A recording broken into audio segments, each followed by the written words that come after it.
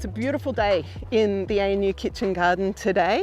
We're here surrounded by our veggie beds. I'm really excited to have part of our ANU community here today, staff and students, working in collaboration with Act for Bees and Other Pollinators and the Canberra Environment Centre to create a pollinator garden to help our veggies to really thrive. So welcome, Julie. Thanks for helping us out. We're really excited to be here. It's a fantastic collaboration, and we're really excited to see how this garden can really thrive with more plantings for pollinators.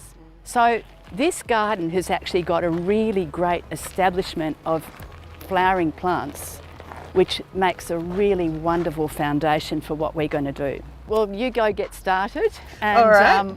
We'll have a look around the garden and see what's here and where we're going to plant things. Lots of plants to plant.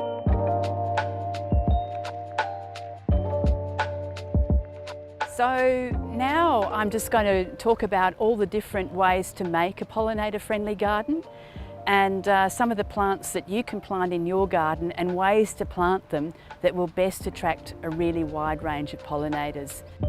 Oh, beautiful! This tree planted. We're going to start with natives, but the native plants are what the native species have evolved with. Many of these are really fantastic. The Wahlenbergia and the sticky everlasting are local native plants.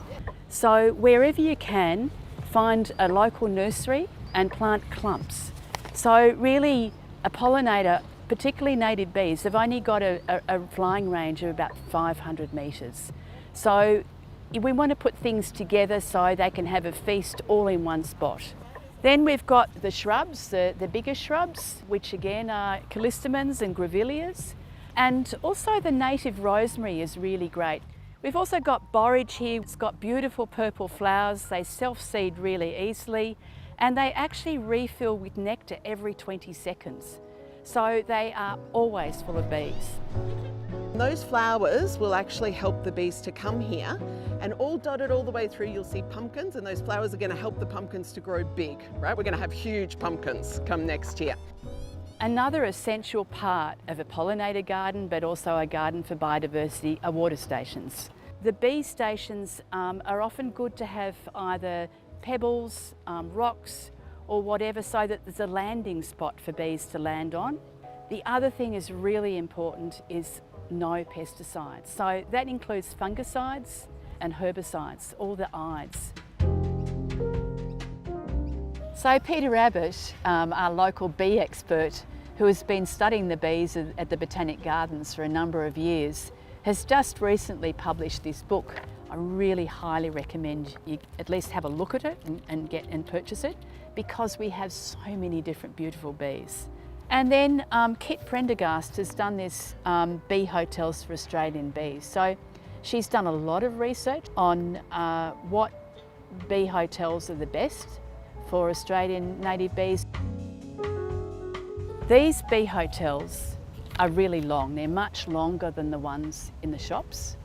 And as you can see, we've got holes of 4 and 6 and 7 centimetres, and those are really deep. You need to have the node and then an open stem all the way. It's no use having a node in the middle, otherwise you'll have to drill it out. And we've also collected pithy stems. So they're all sorts of, pithy stems and easy to cut. And so reed bees really like those. They basically need to be hung up. So this, as well as our planting list, are really great resources. So really for me, the journey with the bees and pollinators has been connecting more strongly with nature and making time to just go out and sit in my garden and to see what flowers are flowering, and also what pollinators are there, what birds are in our garden, and the changes throughout the seasons. And this is what's been so wonderful with the ANU Thrive, to have the students coming here and being involved in this garden and sharing through food, but also just getting a deeper understanding of the health benefits of being in nature, of connection and care. So start small and then just watch what's happening, and you'll be amazed by the biodiversity that comes to your garden.